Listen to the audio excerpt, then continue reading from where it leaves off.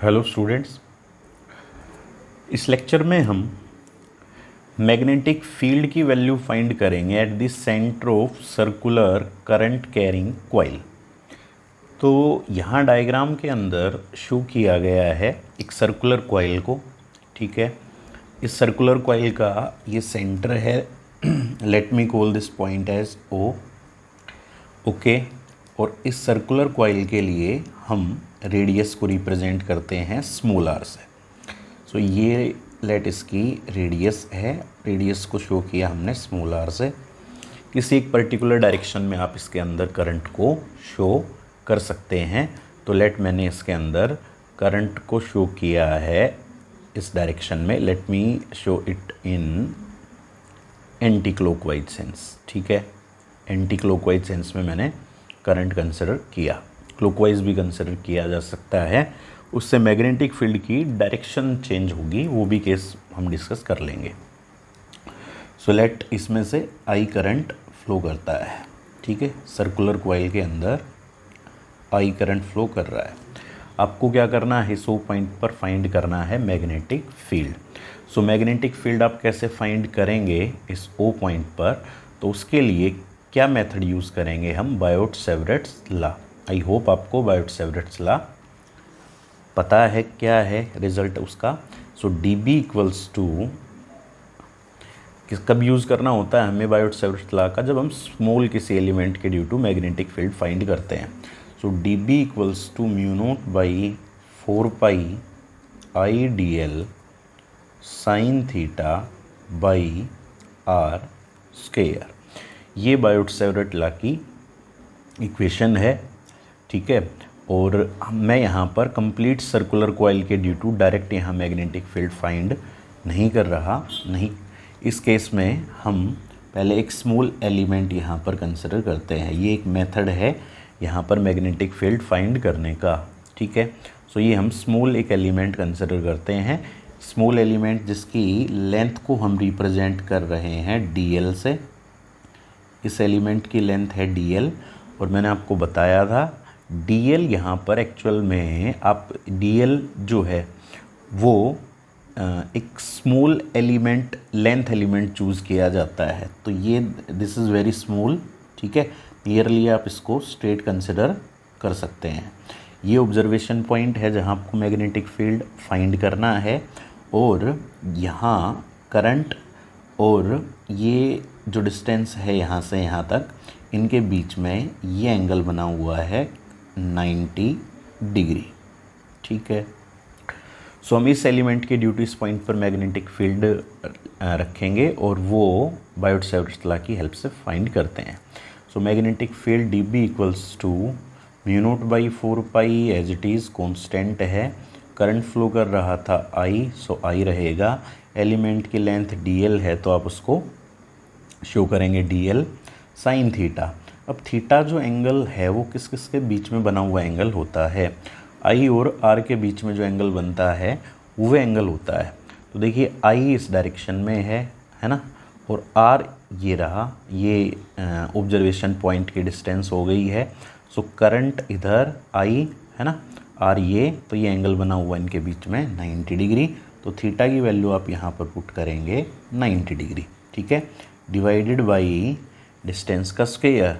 So current element से observation point की distance small are है इस पर्टिकुलर केस में, तो हम स्मॉल आर का स्क्वायर करते हैं। Okay, now you see d B equals to mu not by 4 pi I d L sine 91 होगा डिवाइडेड बाई आर स्क्वायर।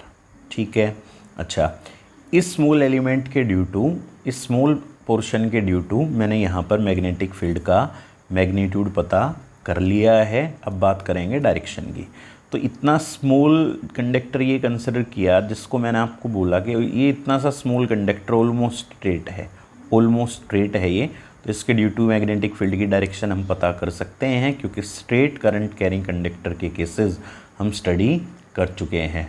तो देखिए यहाँ इस स्मॉल करंट कैरिंग एलिमेंट के अंदर जो करंट की डायरेक्शन है, ये करंट की डायरेक्शन है इसमें ये, तो क्या करना होगा, करंट की डायरेक्शन में थंब को रखेंगे, ऑब्जर्वेशन पॉइंट की तरफ फिंगर्स को टर्न करेंगे तो फिंगर्स हमें मैग्नेटिक फील्ड की डायरेक्शन बताएंगी।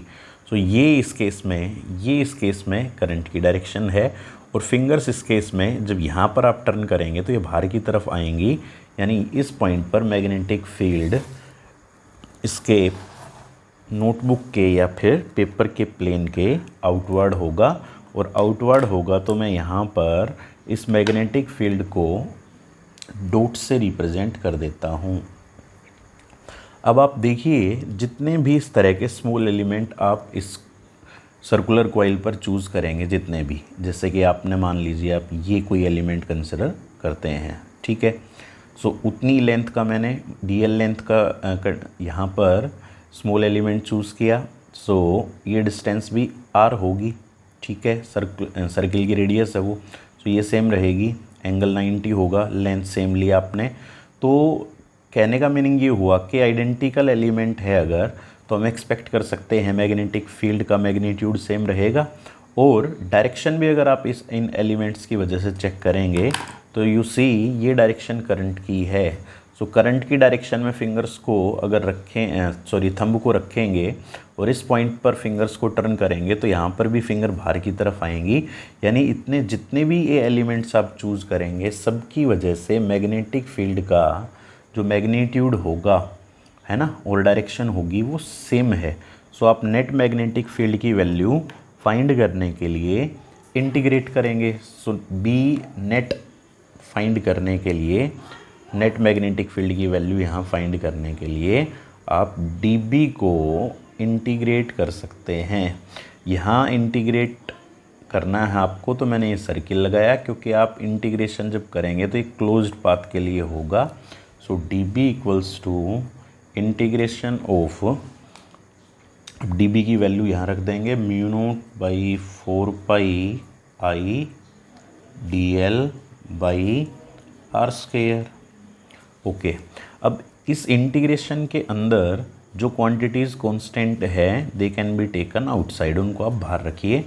सो which quantities are constant here, mu not by 4 pi, current constant है, आर भी फिक्स है क्योंकि आर रेडियस है, तो आप एलिमेंट कहीं पर भी कंसिडर करेंगे will remain same. Now you have to integrate only dl। अब देखिए dl जो था वो था स्मॉल एलिमेंट, है ना, जैसे ये स्मॉल एलिमेंट हुआ ये। सो इंटीग्रेशन का बेसिकली मीनिंग क्या है कि ऐसे जितने भी एलिमेंट्स होंगे dl, है ना, प्लस dl, इन सभी एलिमेंट्स की लेंथ को ऐड कर लिया जाएगा। तो जब आप इस तरह से सभी एलिमेंट्स की लेंथ को ऐड करेंगे तो इसका मीनिंग क्या हुआ, integration of dl means total length, ठीक है ना। ऐसे ऐड करेंगे आप सभी एलिमेंट्स को की लेंथ को, तो आपके पास टोटल लेंथ आएगी, और सर्किल की जो टोटल लेंथ होगी that will be its circumference which is 2 pi r. तो ये वैल्यू सब्सटीट्यूट करेंगे यहाँ, b equals to mu not by 4 pi I by are square, and this is 2 pi r. So we get magnetic field at center how much? This r gets cancelled here, this r gets cancelled. So remember mu naught by 4 pi current by radius multiplied by 2 pi, mu naught by 4 pi current by radius multiplied by 2 pi, mu naught by 4 pi current by radius of circular coil multiplied by 2 pi। तो हालांकि मैं यहाँ पर इस 2 पाई को 4 पाई से cancel कर सकता हूँ, और आप इस रिज़ल्ट को ऐसे भी कन्वीनियंटली ध्यान रख सकते हैं। तो ये 2 पाई 4 पाई कैंसिल हुआ तो यहाँ पर मेरे पास कितना लेफ्ट रहेगा, mu not I divided by 2r, ठीक है। आप ये रिज़ल्ट भी ध्यान रख सकते हैं, mu not I by 2r circular coil के सेंटर पर मैग्नेटिक फील्ड के लिए। बट मैं इस फॉर्म में अभी इसको इसलिए शो कर रहा हूँ क्योंकि आप इसकी हेल्प से, ये तो कंप्लीट सर्किल था, मे बी वो प्रॉब्लम में कंप्लीट सर्किल ना गिवन हो, सर्कुलर आर्क हो, तब आप कैसे सोल्व करेंगे। तो उसके लिए मैंने आपको ये इस फॉर्म में ध्यान रखने के लिए कहा। 2 पाई एक्चुअल में जो सर्कुलर कॉइल है उसके सेंटर पर एंगल सबटेंड हुआ है वो है ये जो एंगल बना हुआ है यहाँ पर टोटल, जिसको आप 360 डिग्री शो करते हैं, उसको रेडियन में हम 2 पाई शो करते हैं। सो एक्चुअल में आप इसको ऐसे ध्यान रख सकते हैं कि जैसे आपके पास ये सर्कुलर कॉइल थी, तो फॉर्मूला क्या रहेगा सेंटर पर मैग्नेटिक फील्ड के लिए, mu naught by 4 pi current divided by radius multiplied by angle subtended at centre. अब ये कंप्लीट सर्किल था तो इसने 2 पाई एंगल सबटेंड किया हुआ है, तो इसलिए इस जगह पर आया 2 पाई। तो यहाँ एंगल आपको रेडियन में रखना होगा, अगर डिग्री में भी गिवन हो तो आपको उसको रेडियन में रखना है। जैसे कि अभी अगर मैं आपको ये कहूँ कि ये तो कंप्लीट सर्किल था, मे बी कंप्लीट सर्किल ना हो, आपको प्रॉब्लम में ये सेमी सर्किल दिया जाए, तो अगर सेमी सर्किल दिया जाए और बोला जाए कि इस पॉइंट पर आपको मैग्नेटिक फील्ड फाइंड करना है, सो इसमें किसी पर्टिकुलर डायरेक्शन में लेट हम करंट एज्यूम कर लेते हैं I, ठीक है, और रेडियस है R। तो आप इस फॉर्मूले की हेल्प से इस फॉर्मूले को यहाँ अप्लाई करके ईजिली मैग्नेटिक फील्ड का मैग्नीट्यूड फाइंड कर सकते हैं। So B equals to mu not by 4 pi current by radius multiplied by angle subtended at centre. तो ये जो सेमी सर्किल है वो सेंटर पर कितना एंगल सबटेंड करेगा, पाई रेडियन, वो रेडियन में कंसिडर करेंगे हम। सो यहाँ पर पाई आएगा, ठीक है। अच्छा, मे बी ये सेमी सर्कुलर ना हो, मे बी कोई आपको ऐसे आर्क गिवन मिले, let me represent it this way. ये आपको उन्होंने कोई आर्क बताई हुई है ऐसे, ठीक है, ये आर्क है और ये बोला गया है कि इस आर्क में से करंट फ्लो करता है I, ये इसकी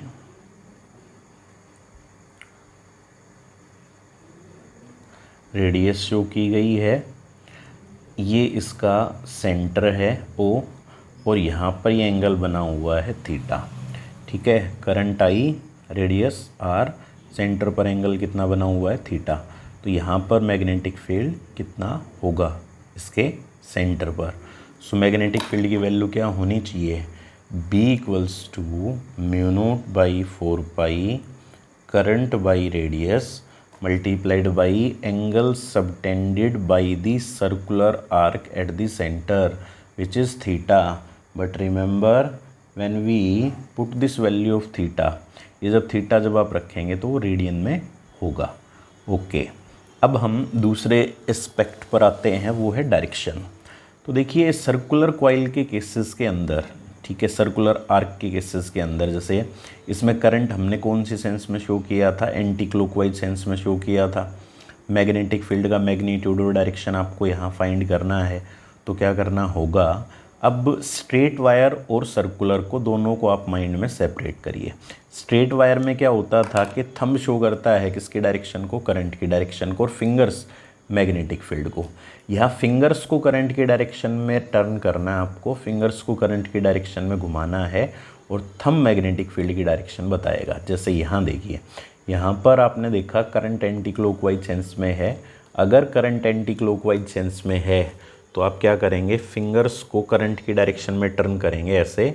तो सेंटर पर आपको मैग्नेटिक फील्ड की डायरेक्शन पता करनी है, तो थंब को देखिएगा, थंब इसके प्लेन के, जो पेपर का प्लेन है उसके परपेंडिकुलर बाहर की डायरेक्शन में आया, तो यहाँ पर magnetic field perpendicular to the plane outward होगा, बाहर की डायरेक्शन में होगा, ओके। यहाँ पर देखिए, यहाँ मैग्नेटिक फील्ड की डायरेक्शन क्या होगी, आप फिंगर्स को टर्न करेंगे करंट की डायरेक्शन में ऐसे, ठीक है, थंब मैग्नेटिक फील्ड की डायरेक्शन को शो करेगा। तो फिंगर्स को करंट की डायरेक्शन में टर्न किया आपने ऐसे, थंब मैग्नेटिक फील्ड की डायरेक्शन अंदर की डायरेक्शन में, मैग्नेटिक फील्ड इसका मतलब यहाँ होगा, उसको आप शो कर सकते हैं किससे, क्रॉस से, ठीक है। सो इस तरह से हम मैग्नेटिक फील्ड की डायरेक्शन फाइंड करेंगे। अब इसका एक नेक्स्ट एस्पेक्ट आता है, वो ये कि यहाँ तो जैसे वायर ली उन्होंने और उस वायर को एक ही बार ऐसे टर्न किया, सिंगल टाइम उन्होंने ऐसे टर्न किया, तो may be possible n number of turns हो। जैसे एक वायर ली, उसको एक बार ऐसे टर्न किया, जस्ट उसके ऊपर फिर से उन्होंने टर्न किया, फिर से, ठीक है। तो जो मैग्नेटिक फील्ड है, ये फॉर्मूला एक सिंगल टर्न के ड्यू टू था, ठीक है। अगर सभी टर्न्स में सेम डायरेक्शन में मैग्नेटिक फील्ड फ्लो कर सभी टर्न्स के अंदर सेम डायरेक्शन में करंट फ्लो करेगा तो और आइडेंटिकल हो गई है ना, आइडेंटिकल हो गई यानी कि एक टर्न फिर उसके ऊपर दूसरी टर्न फिर उसके ऊपर तीसरी टर्न, ठीक है। सो ये मैग्नेटिक फील्ड है एक सिंगल टर्न के ड्यू टू, और इस तरह की n टर्न्स होंगी तो n टाइम्स होगा मैग्नेटिक फील्ड। तो n टर्न्स के लिए for n number of turns, n number of turns, so n turns के लिए आप मैग्नेटिक फील्ड के लिए इस फार्मूले को n से मल्टीप्लाई कर देंगे। So magnetic field equals to, ये यूज़ करिए, ये डजेंट मैटर, इसी को सिंप्लीफाई करके ये रिज़ल्ट आया था। बट मैंने आपको बताया इस फॉर्म में रखने का मुझे क्या बेनिफिट होगा कि मैं अलग अलग सर्कुलर आर्क्स के ड्यू टू भी फाइंड करने पाऊँगा। So magnetic field equals to यहाँ पर n टाइम्स होगा, जो सिंगल टर्न की वजह से था वो कितना है mu naught I by 2r। सो ये n टाइम्स होगा उस केस में, ठीक है।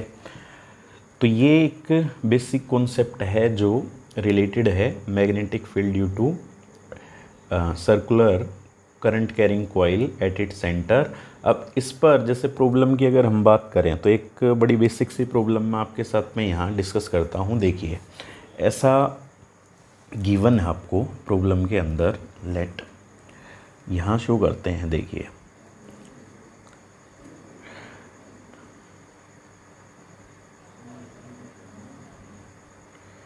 ये अरेंजमेंट उन्होंने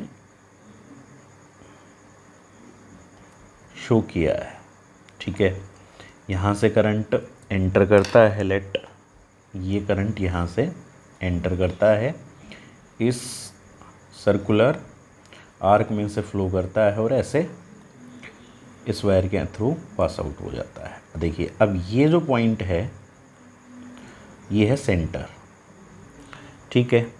रेडियस को हम रिप्रेजेंट कर लेंगे r से, ये रेडियस r, करंट कितना I, और ये जो एंगल बना हुआ है ये एंगल दिस इज़ 90 डिग्री, ठीक है। हमें मैग्नेटिक फील्ड कहाँ चाहिएगा, इस O पॉइंट पर। तो इस O पॉइंट पर मैग्नेटिक फील्ड हमें फाइंड करना है। So how will you find this magnetic field, see. देखिए एक्चुअल में मिस्टेक क्या होती है, काफ़ी बच्चे एक तो पहले तो ये क्लियर कर लेते हैं कि ये स्ट्रेट वायर है, ये स्ट्रेट वायर है।